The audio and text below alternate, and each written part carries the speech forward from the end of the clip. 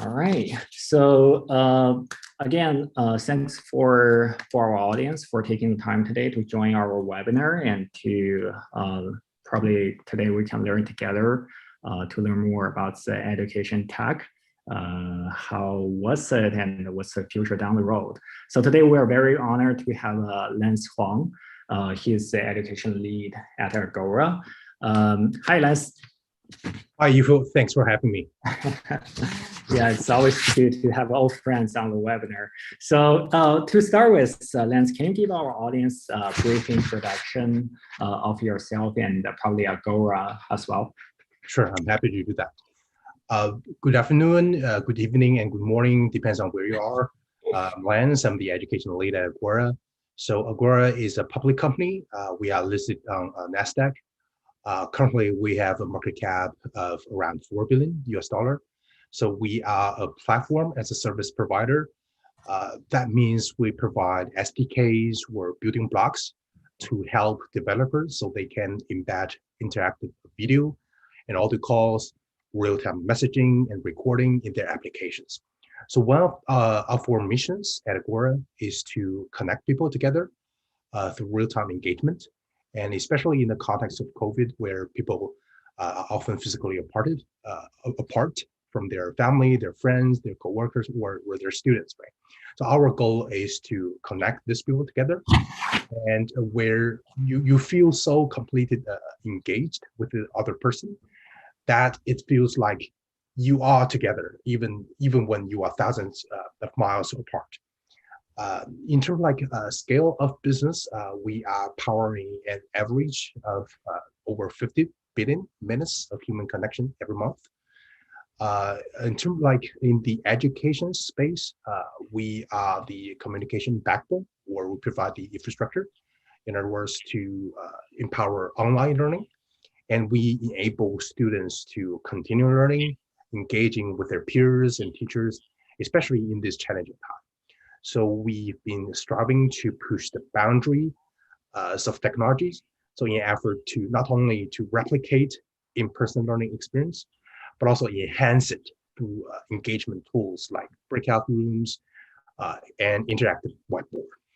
So right now, some of the large and leading education providers have already decided to partner with us, mainly due to our reliability, scalability, and also our dedication and focus on education field. So right now, we have education customers around the globe. In China, some of the leading players like New Oriental, Xindofang, Tail Education Group, Hawaii, VIP Kid are all our customers. And in India, we're also supporting 2 of the top 5 online tutoring providers. And in the US, we also supported some of the emerging learning providers like Preply, Halo, and Penetrate. That's about Agora. A little bit about myself. Before joining Agora, I was the investment manager at Tail Education Group, which is one of the largest education companies based on market cap. And the company is a provider of after-school tutoring service to K-12 students. So my job duties back then was to source and evaluate strategic investment deals with a focus on education. So I'm blessed with the visibilities into educational landscape in both US and China market. And today I'm very happy to attend this Fireside with Ifu, and I'm happy to share what I know with the community members of JJ Lake. Thanks, Lance. Thanks very much for the introduction. As you mentioned, you previously had the experience as a TAL group, and you had the chance to oversee the cross-border investments. So my next question is actually about the difference of the education tech between US and China. So, what are the main differences when it comes to the education landscape between US and China? And I'm curious, what's the drivers behind it? Yeah, so the landscape in China and in the US differs a lot. If we look at the investment deals, we can see the US has a more concentration in terms of workforce and also higher education, and that's the largest category of investment. And a lot of the deals relate to management systems, for example, LMS, student information system, SRS, or any type of like management system, or and also content, meaning like digital curriculum and also the gamified learning experience, right? And in terms of like business model, we see more B2B deals instead of B2C. And that's dramatically different from the landscape in China, where a K-12 is a main theme, and which is the largest category. And often we've seen like concentration on content, and especially after school tutoring and test prep. And we are seeing more B2C deals instead of B2B. So that's about the category in terms of like investment. And we compare the dominant players in each market, so still the same like theme applies. So basically in the US, we have public companies, for example, publishers, large ones like John Wiley's, HMH, Scholastic, and we've seen MOOC providers like Coursera, which recently go public. And we also have OPMs, online program management solutions like 2U. We have B2B players like Grand Canyon, who's serving the higher education institutions. And we also have public companies. We also have CHAG. So it's a B2C company, but it's still targeting college students as a major target customers instead of K-12 students. And in private sectors in the US, we see large LMS providers like Canvas, Blackboard. So in this notion, we've seen more of B2B players. And in China, most of the dominant players like public companies, we see TAL Education Group, New Oriental, like Gaotu, right? And in private sectors, we see VIP Kids, this player. So, so US still focusing on higher education workforce, and China is K-12. One of the main reasons that's causing this phenomenon is the different roles the college entrance exams plays in each country, right? So in China, although we hear different voices nowadays, but Gaokao, the Chinese college entrance exam still plays a very important role in determining a student's academic and also career success. And there has been a fierce competition to pass the exams. So if we look at the sheer volume of the number of test takers, right? Well, for this year, I believe, if I remember this correctly, there will be 11 million students participating in Gaokao this year. And so the Chinese students, they are facing an important and very crowded exam. So that's one of the drivers to a booming K-12 after-school tutoring business. Well, in the US, college entrance exams, SAT, those type of exams are becoming optional. So what are more important is like essays, like your extracurriculum activities and your achievements. So that means one last reasons for attending after-school tutoring programs, right? The other like drivers of this different that causing this different landscape is who is paying for education. So in China, parents of K-12 students, they are paying for the bills, right? So because Chinese, we are in general like have a better habit of saving money, and a large portion of disposable income is reserved for tutoring and college. Well, in the US, it's more about schools, whether it's K-12 schools, school districts, or private schools, or higher education colleges. So they are paying for the bills. They are paying for measurement system, which we just mentioned, and also the curriculum. So in terms of like landscape, why we've seen a more emphasis in education and workforce in the US is because there's a lot of problem going on, especially in the higher education, and that definitely needs a reform right now.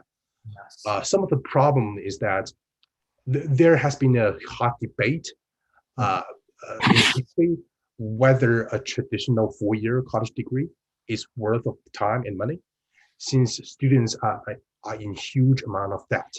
Think about like 4 years college degree costs around 200,000, right? And I have data to support this. Basically, in 2020, student loan debt was 1.6 trillion. and that's exceeding the value of outstanding car loans and credit card debt. So we're seeing a lot of college students struggle to pay those students' debts. And what's worse is that they are struggling to find a decent job after attending 4 years of college study.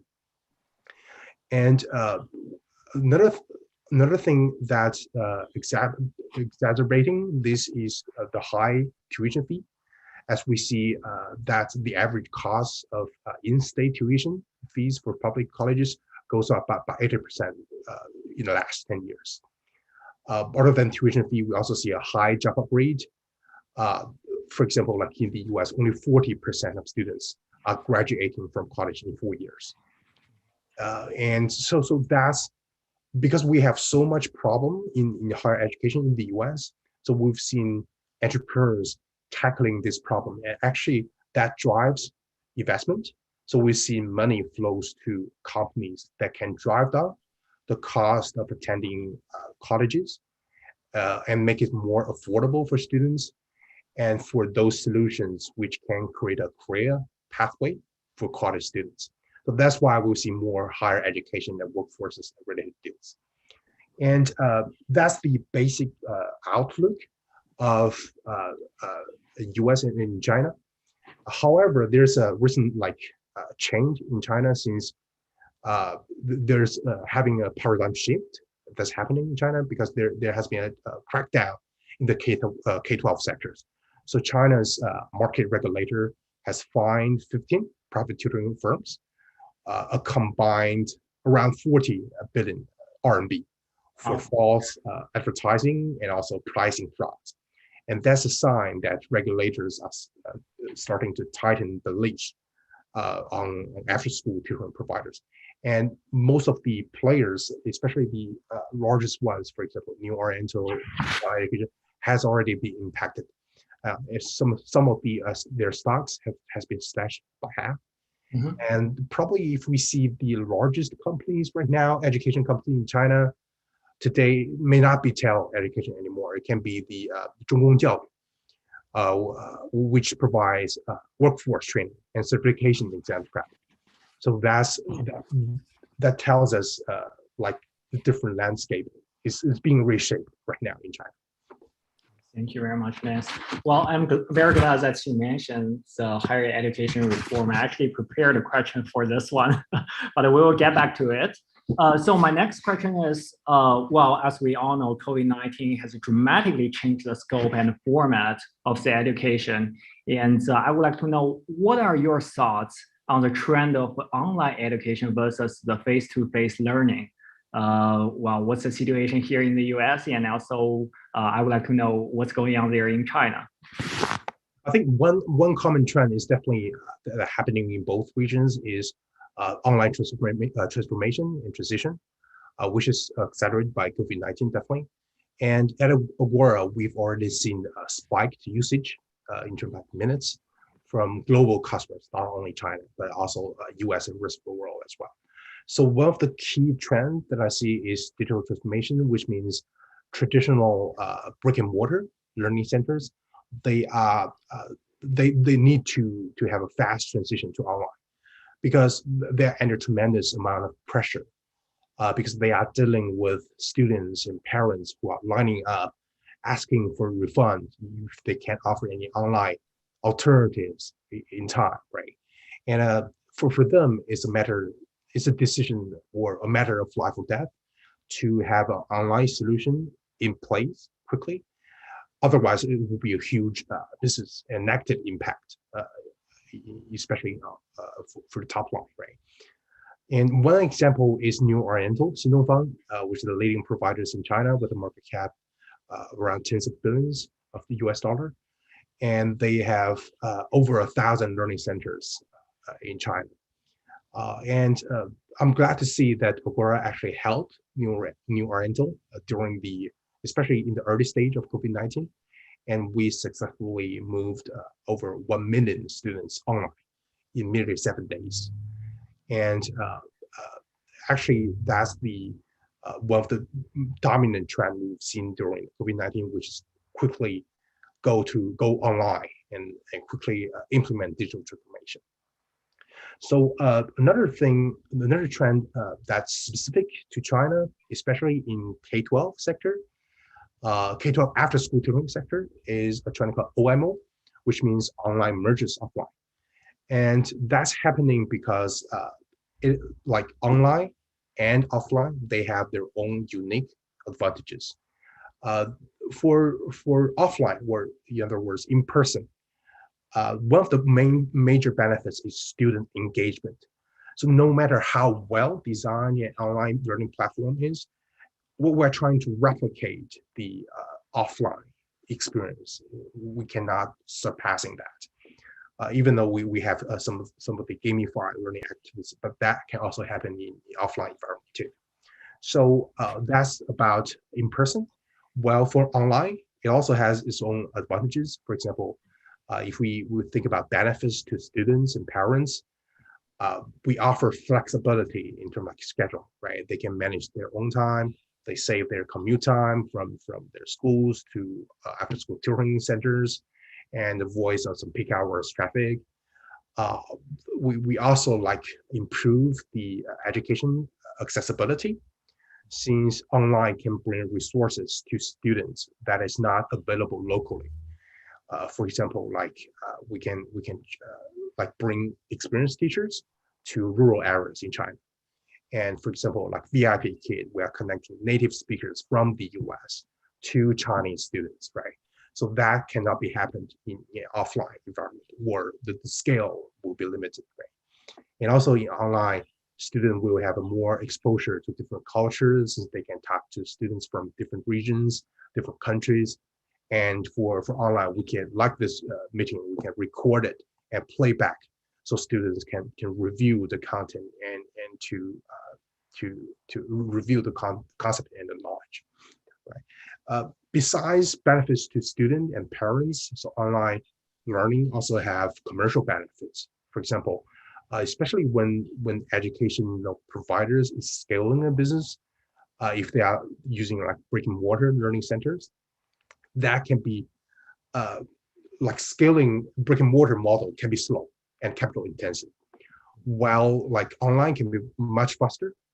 And some of the Chinese education provider has leveraged the online means to lower down the customer acquisition costs. For example, they offer some online free samples or free courses, so students can try it out before like signing up officially, right? So these save some of the cost, and especially like instead of like doing intensive marketing campaign, they can offer some free sample courses online.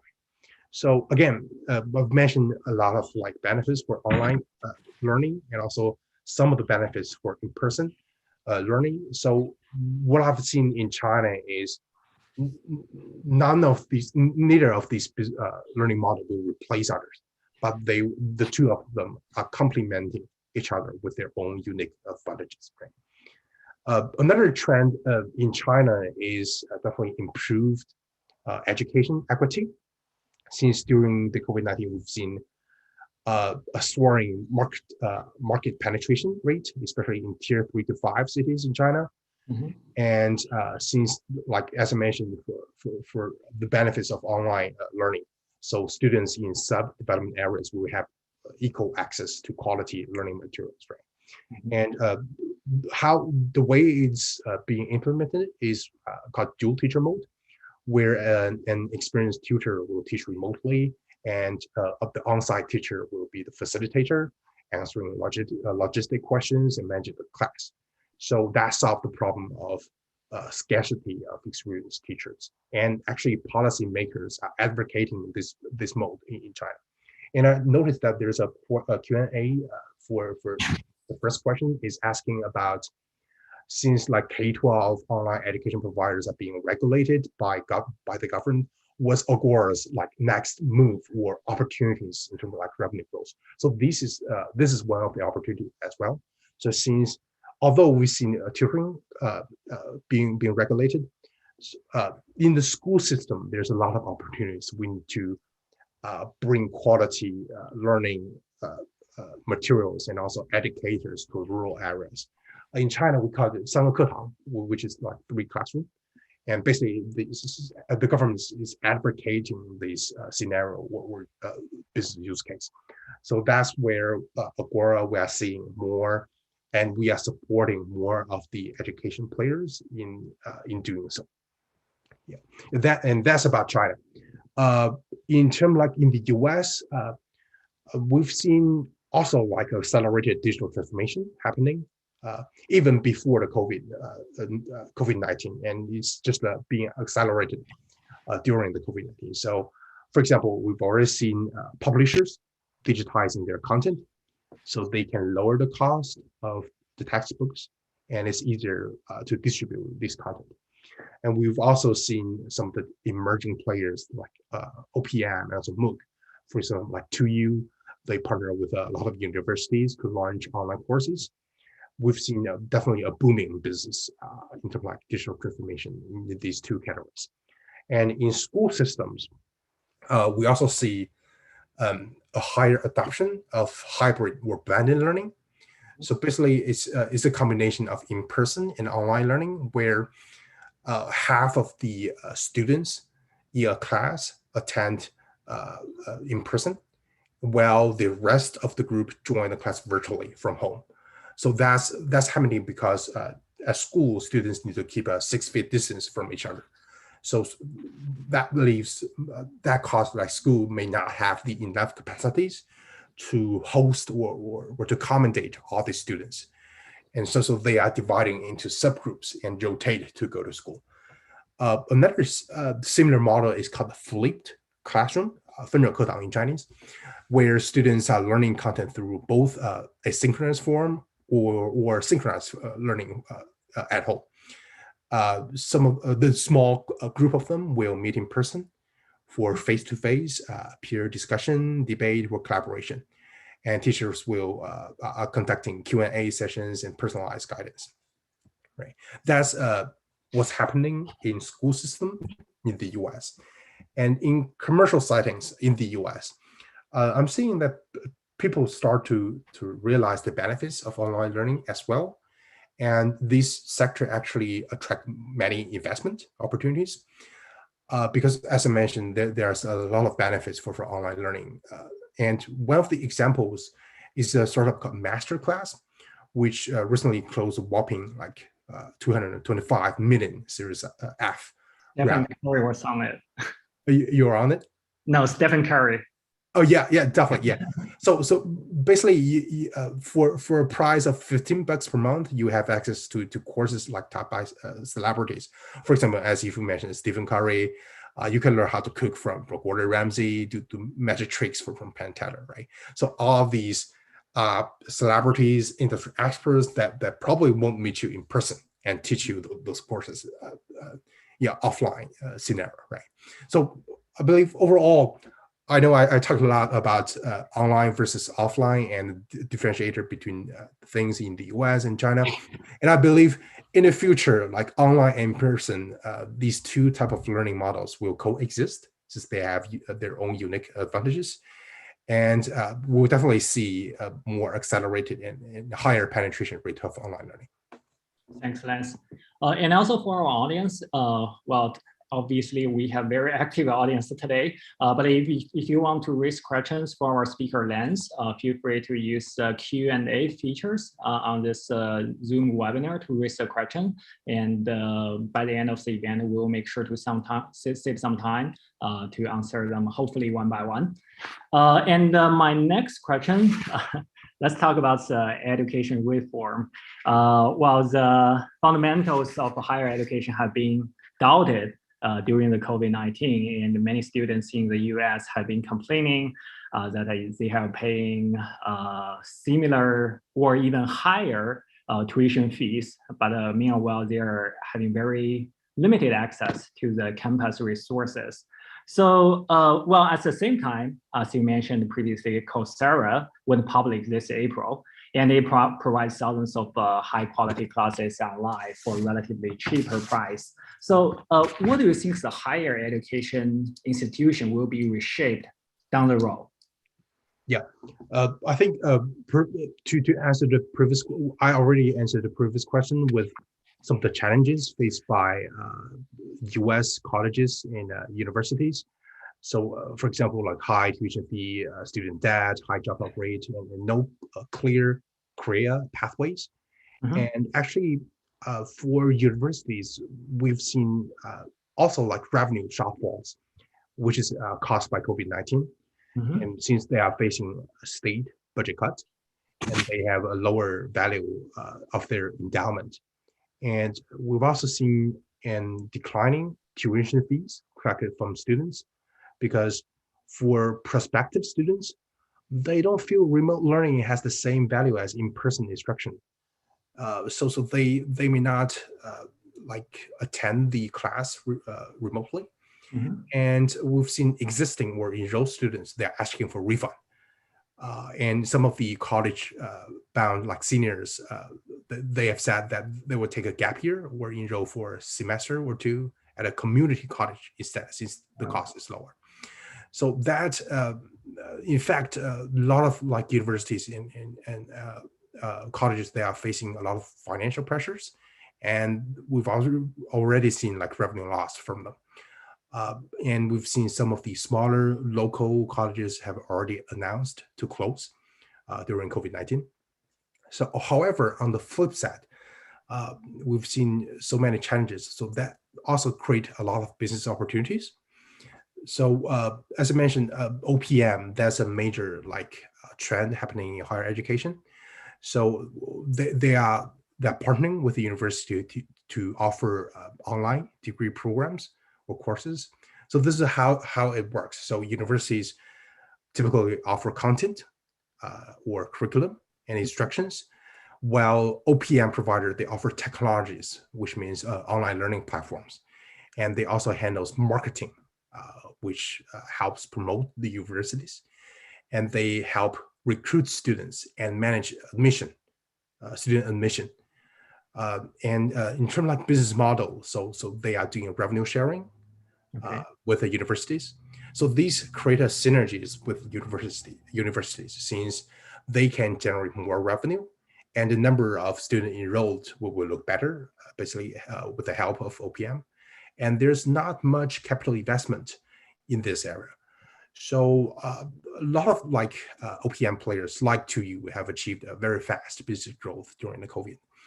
And for example, for 2U, they've already helped.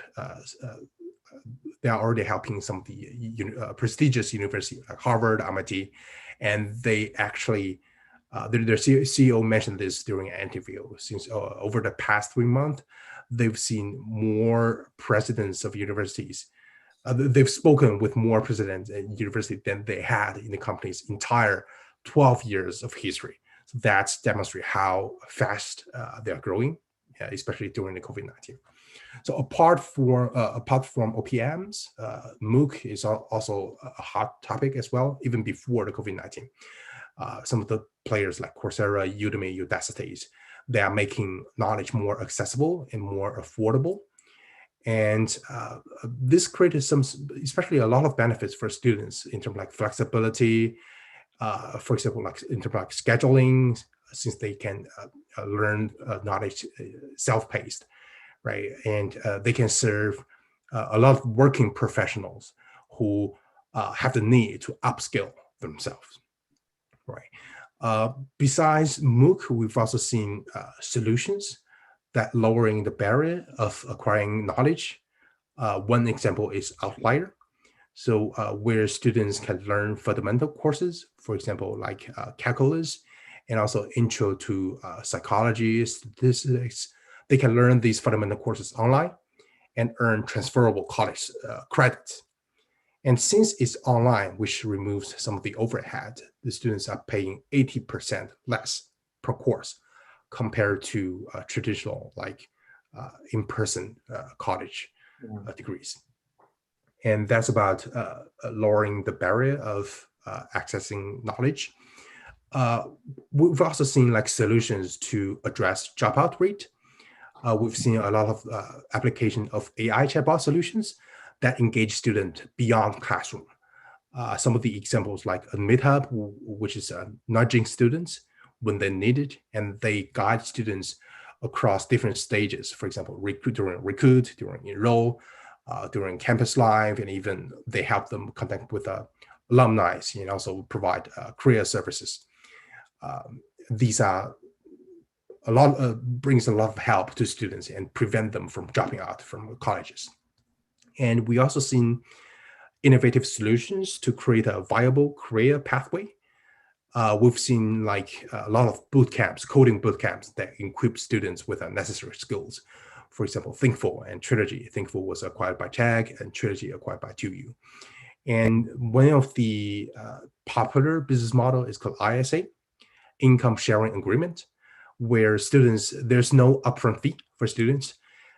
They'll receive borrowed money to pay for the tuition, and they only need to repay the tuition after they land a job and share a percentage of that with the loan givers.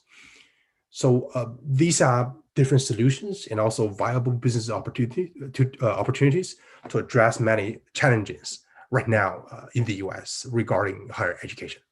I see. Thanks, Lance. Well, obviously, there are many advantages for the online education platform. Well, there's a question that I'm always curious. What are some of the challenges faced by those online education platform? Because like, for example, like Coursera, I know they are charging a subscription fee, but meanwhile, they're charging like $49 for a certificate. So I'm wondering how many people that are actually buying for this certificate to put some on their LinkedIn profiles. So I'd like to hear your thoughts on this one. Yeah, I think there are different type of challenges faced by online education platform targeting school system and also targeting consumers, your commercial setting. For example, like in school system, the major challenge is student engagement. Yeah. So where we see a lot of students, if they have experience with a remote or hybrid learning, a lot of students actually have a failing grade during the past several months. And what the teachers have experienced like low student engagement, low participation rates, which means students not showing up to classes, and low homework completion rate as well. So one of the reasons of that is the teachers are implementing remote learning instead of online learning. For remote learning, is an ad hoc or crisis response contingency method instead of a very thoughtful or science-based manner, right? So in the US, we've seen a lot of teachers scramble to move content to an online space, and classes were designed to be taught face-to-face. They were moved to an online environment, which is not optimized for this environment at all. And some of the standard video conferencing tools were used, and there were a few assessment, group work, and we've seen a lot of material in asynchronized format, which students hope, teachers hope students will finish back at home, but it's never happening, right? So what instead should be implemented is teachers need to incorporate more interactive models and leverage synchronized learning sessions that involves discussions and problem solving. For example, like in lessons, we can do product-based learning where students take an active role. They can ask questions, conduct experiments, and participate in group discussion. And we can leverage online breakout room to do that. And for example, like in assignment, instead of submitting a PDF like Word, a sheet paper with answers, so students can record them with a video assignment. That means, for example, for STEM courses, students can show how they arrive at an answer, which ensures original work and also allows educators to pinpoint and address some of the areas of confusion, right? So at Agora, we've seen many customers or partners leverage our live video or audio calls, recording, and also interactive whiteboard features to offer synchronized learning content and improve student engagement. And in commercial settings, to answer your question about MOOC, So the major challenges we've seen so far is also like related to student engagement. We have seen a very low course completion rate for both MOOC providers and also some of the platform like Duolingo, even if they have very good, well-designed content, some gamified learning experience, and they make them the content affordable, right? They still struggle with this low course completion rate problem. And they're also facing lower customer retention rate, which since they are adopting a subscription-based business model, that can hurt business. So what we've seen so far in the industry is still synchronized live classes is the way out that can dramatically boost student engagement and participation during class. Thanks, Lance. Well, it's already 6:44, and here's my last question. We will save more time for our audience. Let's talk about technology, the most exciting one. So what are the current trends in education tech? And are there any like new technology applications in the education world? Let's talk about both online and offline. Sure. I think the most dominant or widely adopted technology is still AI. And we've seen that being deployed in different stages or aspects of education, for example, in lecture, in assessment, and also assignment, which are the three pillars of education. And in terms like lectures, we've seen leverage of facial or emotional recognition, especially in China, where especially in large class settings, where we have AI system that will monitor the facial expression of each student and inform educators when any of the students is not paying enough attention, get distracted or puzzled, right? So the teacher can respond in real time and instantly intervene. And that applies to both online and offline learning environment. For example, in offline, there will be cameras doing such things as well. And another leverage of AI during lecture is noise cancellation technology as well. And that's one of the Agora's proprietary technologies as well. We have used adaptive noise cancellation to filter out some of the ambient or unwanted noise, so that voice comes through crystal clear to students and to both students and teachers. Another AI in terms like lecture is natural language processing, which can also happen both online or offline. One of the example is a startup based in the US called TeachFX. They claim themselves as the Fitbit for teachers. So leveraging this NLP technologies, they can measure how much students or teacher talks and measure and make sure that there's no situation we call stage on the stage scenario where teachers is doing all the talking. So that encourage teachers to engage students all the time and also promote educational equity, since it allows every student, no matter of race or gender, they can have their own voice during a class. And that's about lecture. And we also seen some of the AI applied to assessment. One of the trend is adaptive learning or adaptive testing, and that's often done online. What it means is the task can dynamically adjust the content a student will see based on his or her response to previous questions. So the content displayed is highly personalized.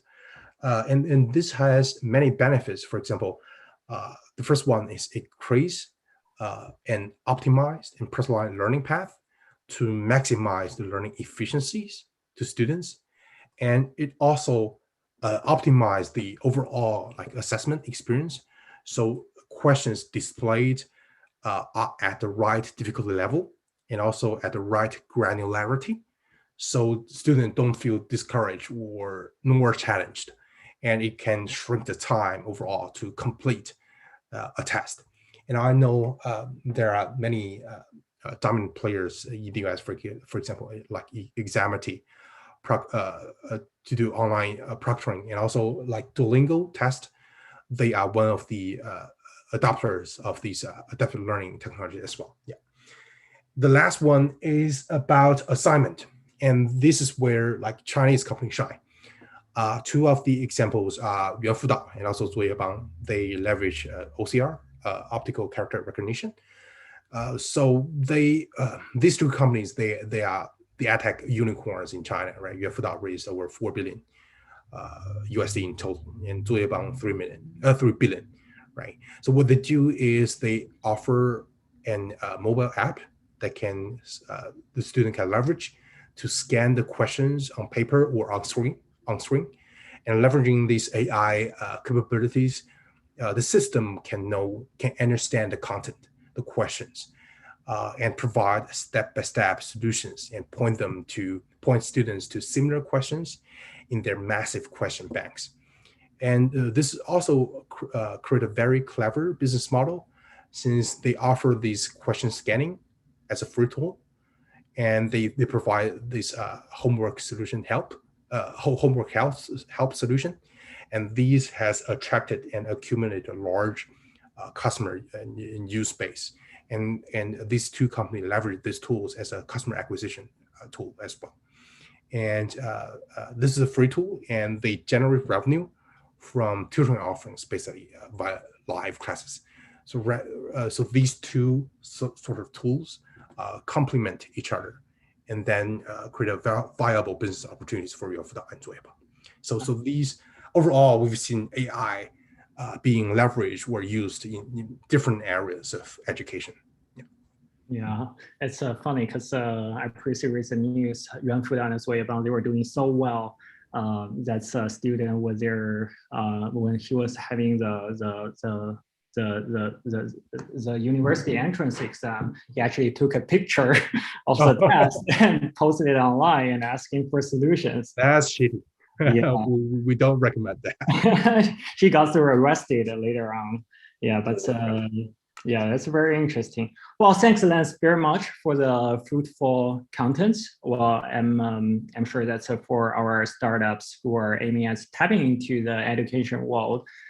This episode contains a lot of useful information. Well, now let's move to the Q&A. Well, we have seen a lot of questions here.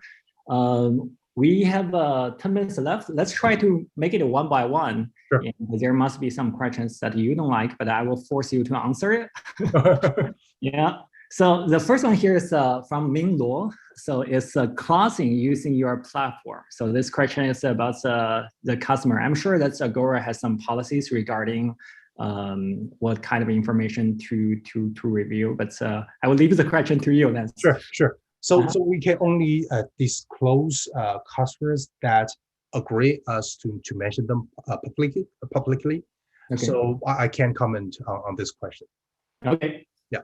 Sorry about that. We will just use this one. So the next question is from Sunil. And how did you decide to enter in other international market? Any specific indicators that you're looking for? So I think Agora has already entered many different markets globally.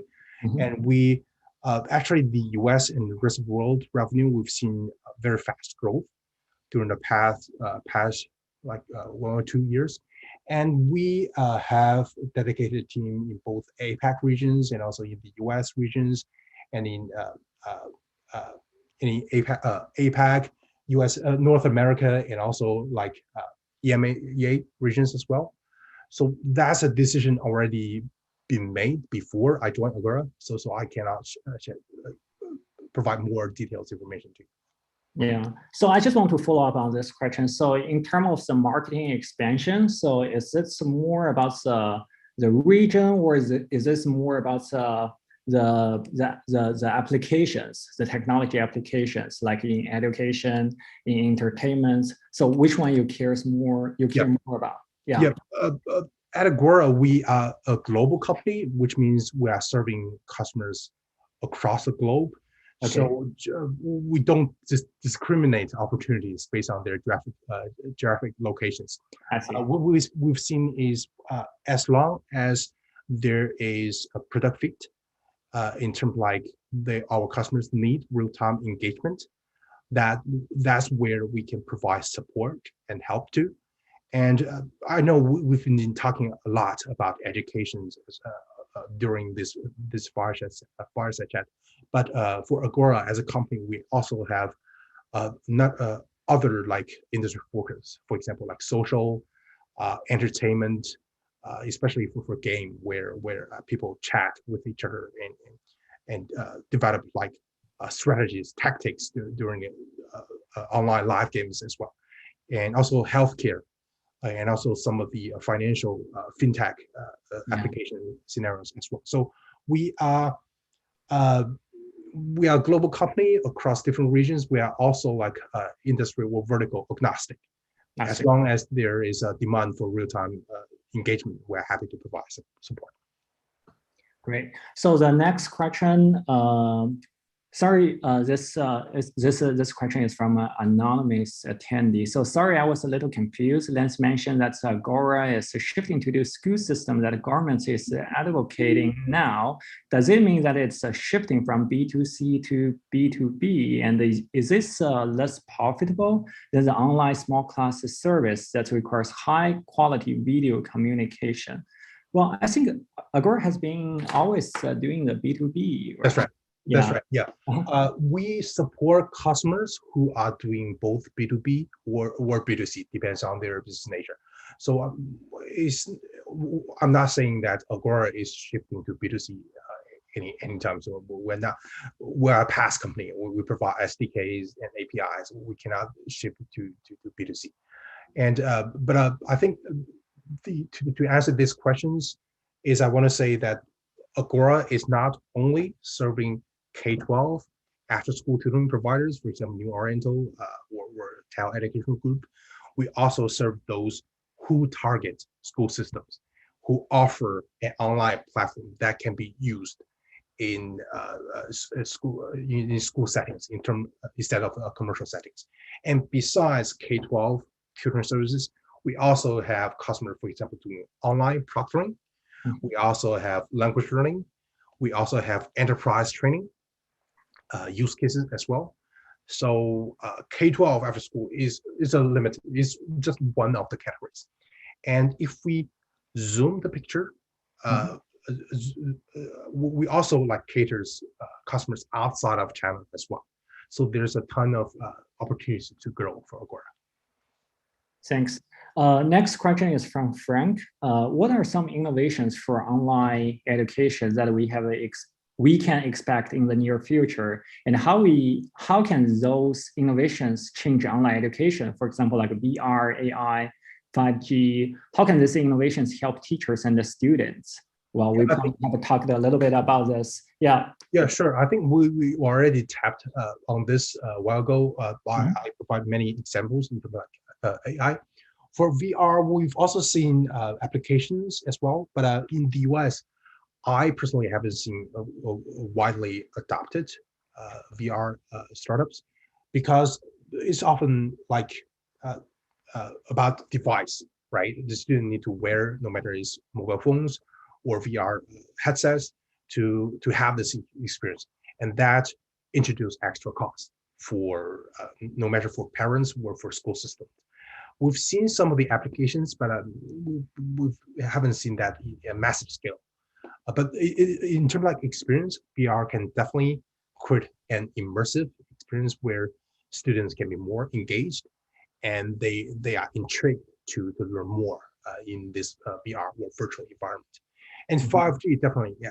5G, we have lower latency, we have higher bandwidth, and that's a trend Agora want to see as well. Like we can provide that opens more like opportunity, for example, live streaming and interactive video calls instead of audio calls, since we have a larger bandwidth. Cool. And I like the next questions. So is the Coursera one of Agora's potential customers, or they are building their own in-house solutions? How is the security and privacy issue impacting the overseas education market for Agora? So Agora, we've seen a lot of use cases where they are leveraging asynchronized form of content, and basically they are engaged students with pre-recorded video lessons. And we think that that's something Agora solution can help, especially to improve their course completion rate and also to enhance student engagement. And security and privacy, that's a huge topic. And as we've seen, Zoom bombing and students' information being leaked to the public, right?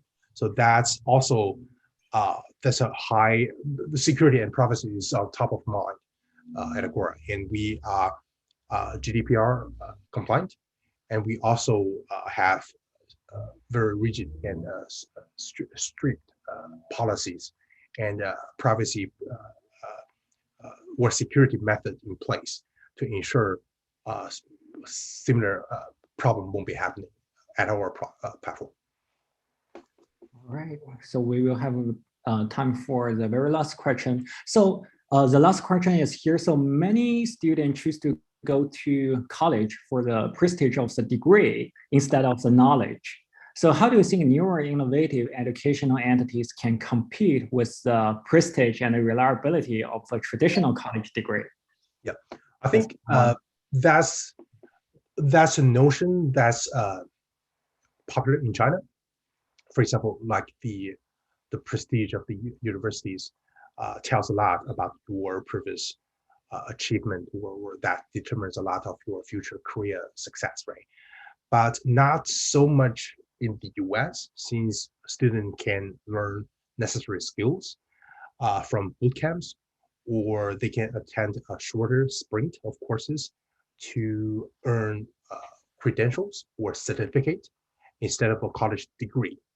And they can successfully land a job, since large companies like Google, they already or Microsoft, they already allows or accept job seekers without